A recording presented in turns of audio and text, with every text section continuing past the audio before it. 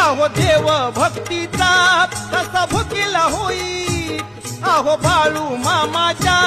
दर्शनाची पुण्याई, अहो देव भक्तीचा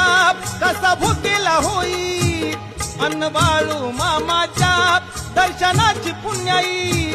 आणि आनंदाचा हा क्षण सुखाचा लाभला, अहो आनंदाचा हा क्षण सुखाचा लाभला, त्याच्या भक्तीत सारा गाव बघा कसा यो रंगला, यो यो त्याच्या भक्तीत सारा गाव